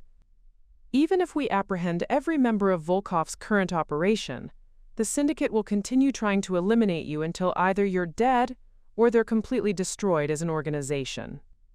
Derek walked back from the window and sat down beside me, taking my hand in both of his. So what are our options? What kind of life can we have if Camilla is going to be hunted forever? Agent Rodriguez's expression was grave as she prepared to answer the question that would determine the rest of our lives. 6 months later, I sat in a coffee shop in Portland, Oregon, reading news coverage of the Moravec Syndicate trials on my laptop while Derek graded architectural design projects at the table beside me. The headline read, "International Art Theft Ring Dismantled, 12 Defendants Convicted in Federal Court," and below it was a photograph of Alexander Volkov being led away in handcuffs. The article mentioned that the convictions had been secured largely through the testimony of a protected federal witness, whose identity remained sealed by court order. It didn't mention that the witness had been relocated 3 times during the trial preparation, or that she was now living under her 4th identity in 2 years. It certainly didn't mention that she'd lost her career, her academic reputation, and any possibility of returning to the life she'd built before one spring afternoon changed everything. Derek looked up from his stack of student work and gestured toward my laptop screen. "Good news?" "The best we could have hoped for," I replied, closing the laptop. "Volkov got life without parole. The syndicate leadership got sentences ranging from 25 to 40 years. The judge called it one of the most significant victories against international art trafficking in modern legal history." Derek reached across the table to squeeze my hand. "And Vivienne?" I pulled out my phone and showed him the text message I'd received that morning from Winston. "She was sentenced to 9 years in federal prison. With good behavior and credit for the cooperation she provided, she'll probably serve 6 years. It seemed both impossibly long and surprisingly short for someone whose actions had led to multiple murders, and the compromise of an international investigation. But Vivienne's detailed statements about her interaction with Volkov had indeed proven crucial. Her description of his accent patterns had helped federal linguistics experts identify his region of origin, and her observation about his specialized authentication equipment had led investigators to the Vienna warehouse where the stolen artifacts were being processed for resale. The warehouse raid had recovered about 60% of the stolen jewelry, including the Romanov sapphire tiara and the Habsburg mourning necklace, but Elena Santos's locket had not been among the recovered items. The federal investigators believed it had been destroyed when the syndicate realized it had no significant monetary value, just another piece of what they considered worthless personal jewelry mixed in with the valuable stolen artifacts. Derek had taken the news about the locket harder than I had expected. He'd spent weeks researching genealogy services and historical archives trying to find some other trace of Elena Santos or her family. He'd even contacted specialists in Basque language preservation, hoping that someone might be able to reconstruct the general content of the lost letter based on typical phrases and sentiments from that time period. But authentic documents from the Spanish Civil War were irreplaceable by definition. No amount of research or speculation could bring back the actual words that Elena Santos had written to her son in 1936. "There's something else," I said, pulling up another news article on my phone. Detective Inspector Crawford's family established a memorial fund for law enforcement officers killed in the line of duty during international investigations. The first recipient is a scholarship for art history students who want to specialize in cultural property law. Derek smiled for the first time in weeks. Crawford would have liked that, wouldn't he? His death leading to more people trained to fight art trafficking. "I think so," I agreed, though I'd never actually met the detective who died protecting evidence that ultimately led to the syndicate's destruction. His sacrifice had given meaning to the entire investigation, but I wasn't sure meaning was enough to balance the scales of what had been lost.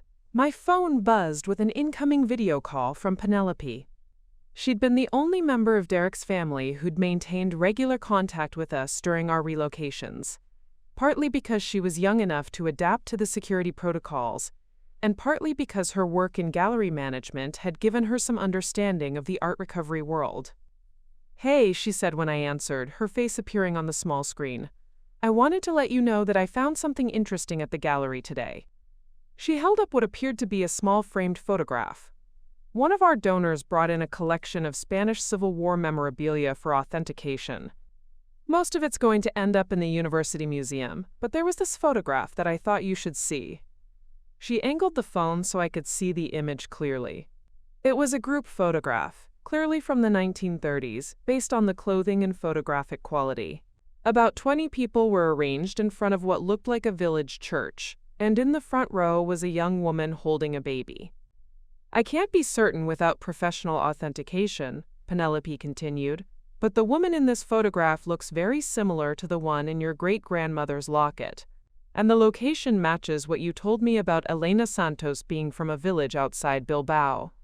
My chest tightened as I stared at the image. The resemblance was indeed striking. The same dark hair, the same strong jawline, the same way of holding her head slightly tilted when someone was taking her photograph. Derek leaned over to look at the screen. Penelope, do you have any information about who donated this collection? A family in San Francisco, whose grandfather immigrated from Spain after the war. They said he'd carried these photographs with him for 60 years, but never talked much about what happened to the rest of his family. Sound familiar? It sounded very familiar. It sounded like there might have been other survivors from Elena Santos's village, other people who'd carried fragments of history across an ocean and kept them safe in boxes and albums and memory. Can you send me high-resolution scans of that photograph? I asked. And any documentation about the donor family? Already done, Penelope replied. I'm also putting you in touch with the university's Spanish Civil War research project. They've been collecting oral histories from immigrant families, and they might be interested in hearing about Elena Santos and Miguel. After we ended the call, Derek and I sat in silence for several minutes. The coffee shop around us was full of Portland hipsters and university students, people living normal lives where the biggest threat was running out of coffee money or failing a midterm exam. People who didn't have to worry about international criminal syndicates or federal witness protection or the weight of carrying other people's history. Do you think it's really her? Derek asked finally. I don't know, I replied honestly. But even if it's not, the fact that someone preserved that photograph for 60 years and donated it to a museum means that someone understood its importance. Someone recognized that these fragments of history are worth protecting. I thought about the chain of people who'd cared enough to preserve traces of the past. Elena Santos, writing her final letter to her son, Miguel Santos, carrying a locket across an ocean, unnamed immigrants keeping family photographs for decades, Penelope recognizing a connection that might have been overlooked. The strangest thing, I said, is that losing Elena's locket might have led to finding this photograph. If none of this had happened, if your mother had never sold my collection, I never would have told Penelope the story about my great-grandmother, and she never would have recognized the resemblance. Derek nodded slowly. So something was recovered, even if it wasn't what we lost. Something different, I corrected. Not better or worse, just different. The letter is still gone, and nothing can bring it back. But maybe there are other pieces of Elena Santos's story out there. Other fragments that survived in other families. My phone buzzed with a news alert about the sentencing phase of the Moravec trials. Justice had been served, criminals were in prison, stolen artifacts had been recovered and returned to their rightful owners. The federal system had worked exactly as it was designed to work. But Vivienne was still in federal prison, Derek and I were still living under assumed names in a city where we had no history, and Elena Santos's final words to her son were still lost forever. Some victories came with prices that made you question whether they were really victories at all. I've been thinking about what Agent Rodriguez said, Derek said, packing up his student papers, about some things being more valuable than money. What about it? She was talking about the federal evidence and the international investigation, but I think she was also talking about something else, about the difference between what something costs and what it's worth. I looked at my husband, this man who'd married someone he thought was a quiet museum curator and had ended up in federal witness protection, because his mother tried to organize a bedroom. He'd lost his career, his family relationships, his entire previous life, and he was still here beside me in a Portland coffee shop, grading student papers and researching Spanish Civil War genealogy. "What's worth more?" I asked. "The things we lost or the things we kept?" Derek smiled, the expression reaching his eyes for the first time in months. "Ask me again in a few years, when we know how this story ends." But I was beginning to suspect that some stories don't really end. They just transform into different stories, carried forward by different people who understand that the most valuable things in life are often the ones that can't be bought, sold, or stolen. They can only be preserved by people who recognize their importance and choose to keep them safe, one generation at a time. Up next, you've got 2 more standout stories right on your screen. If this one hit the mark, you won't want to pass these up. Just click and check them out.